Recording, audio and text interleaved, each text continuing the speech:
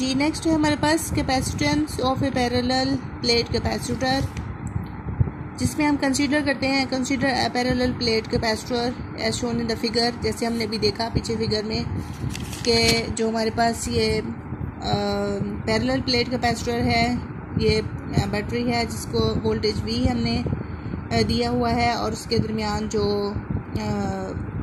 Plates के ऊपर charge deposit हो रहा है वो प्लस Q और माइनस Q है। ये हमारे पास है पैरेलल प्लेट कैपेसिटर जिसको हमने अटैच किया है बैटरी के साथ, जिसका वोल्टेज V है। Let A is the area of the plates and D is the distance between the plates. Q is the charge stored on each plate. V is the potential difference between the plates.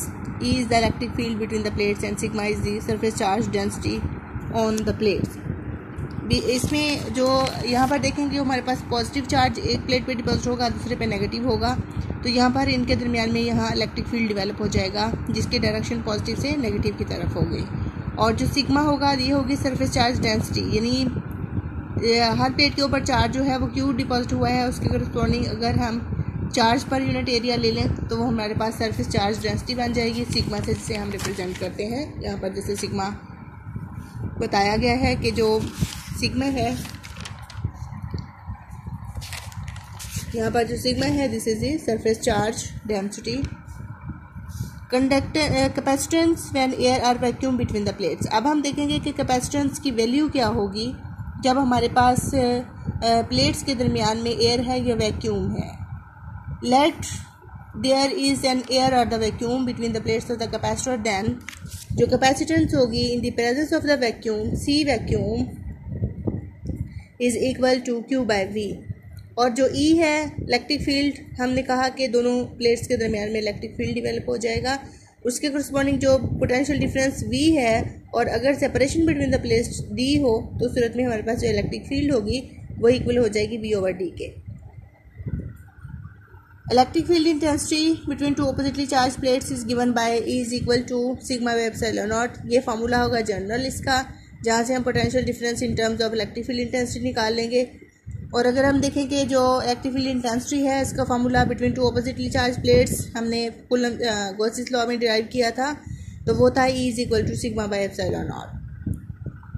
So putting this value of E in equation number 2, question number 2 में ये हम E की value insert कर देंगे। यहाँ पर V will be equal to sigma by epsilon naught into D, ये हमारे पास हो जाएगा।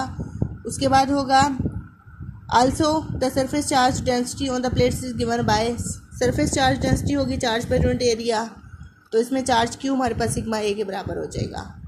अब अगर हम यहाँ पर क्वेश्चन नंबर 4 और 5 को यूज़ करें क्वेश्चन नंबर 1 में, यहाँ पर देखें हमारे पास है C vacuum is equal to Q by V, तो Q की वैल्यू हमारे पास आ जाएगी यहाँ से सिग्मा A और V की वैल्यू हमने ऊपर डिराइव कर ली हुई है ये वाली। तो अगर हम इस क्वेश्चन में पुट करें तो हमारे पास सी वैक्यूम निकल आ जाएगा sigma A over sigma D by epsilon naught. ये सिग्मा सिग्मा से कैंसिल आउट हो जाएगा, ये हो जाएगा epsilon naught A over D। ये हमारे पास बन जाएगी capacitance of parallel plate capacitor when there is a vacuum between the plates with dielectric as the medium. पहले हमने कहा था कि कैपेसिटेंस क्या होगी जब बीच में वैक्यूम होगा, तो उस सूरत में हमारे पास वैल्यू निकल आई है A epsilon naught by D। अगर हम डाइलेक्ट्रिक इंसर्ट कर दें कोई insulating material as a medium, यानी प्लेट्स के दरमियान कोई इंसुलेटिंग मटेरियल डाल दें as a medium between the plates, तो उस वक्त कैपेसिटेंस क्या होगी। If an insulating material called the dielectric of the relative permittivity of epsilon और is placed between the plates, then the capacitance of the capacitor is increased by a factor epsilon or called the dielectric constant. So the equation number 6 becomes, हमारे पास यहाँ पर देखें कि जब vacuum था तो A epsilon naught by D था। अगर हमने बीच में कोई इंसुलेटिंग मटेरियल इंसर्ट किया है तो C मीडियम यानी मीडियम की जो कैपेसिटेंस है वो इक्वल हो जाएगी A epsilon not epsilon R over D। यानी ये देखें एक फैक्टर हमारे पास ऊपर आ गया है, ऊपर एक फैक्टर इंक्रीज हुआ है, तो इट मीन्स कि ये मल्टीप्लाई हो रही है इक्वेशन और जो C मीडियम होगी वो इंक्रीज हो जाएगी। तो हम यहाँ से जो यहाँ पर देखें एप्सिलॉन और है this is the dielectric constant, ठीक है, और इसे हम रिलेटिव परमिटिविटी का नाम भी देते हैं, ठीक है। और देखें यहाँ पर ये जब हमने डाइलेक्ट्रिक इंसर्ट किया ये एक फैक्टर इंक्रीज हो गया, तो जहाँ से ये पता चलता है कि जो मीडियम की कैपेसिटेंस है वो इंक्रीज हो जाती है बाय इंसर्टिंग द डाइलेक्ट्रिक। अब इसके पीछे फिजिकल रीज़न क्या है कि how this capacitance increases with the insertion of dielectric. ये ऐसा होता है कि हम वही सेम इसकी एक्सप्लेनेशन के लिए कंसीडर करेंगे कि हमारे पास पैरेलल प्लेट कैपेसिटर है।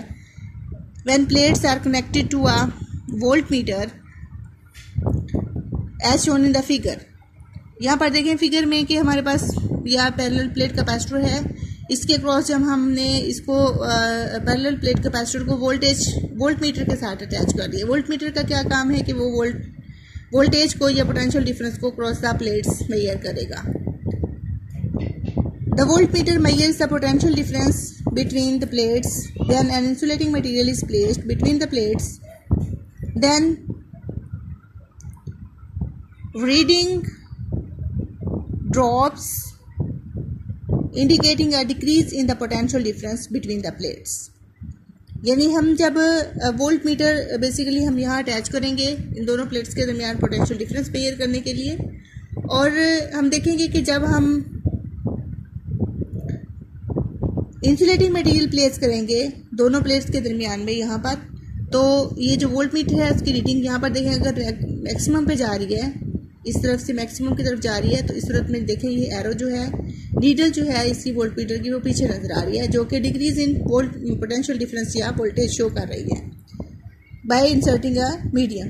तो according to the formula C is equal to Q by V, since the V decreases while Q remains constant. Charge जो है वो कांस्टेंट ही रहता है लेकिन V जो है वो डिक्रीज कर जाता है। तो अब देखें कि अगर ये कांस्टेंट है तो रिलेशन हमारे पास किसके दरमियान में रह गया, C और V के दरमियान में। जब V डिक्रीज करेगा तो एज अ रिजल्ट हमारे पास क्या होगा, C इंक्रीज करेगा।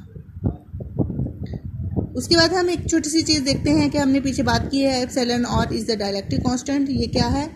Dielectric constant can be defined as the ratio of the capacitance of the parallel plate capacitor with the dielectric to the capacitance with vacuum or the air as a medium between the plates। जो epsilon और है वो C medium over C vacuum के बराबर होगी, यानी ratio of the capacitance to the of the parallel plate capacitor when there is an insulating medium to the capacitance of the capacitor when there is a vacuum between the plates. तो हम इस तरह से इसको हम as a ratio of the capacitance भी define कर सकते हैं डाइलेक्ट्रिक कांस्टेंट को।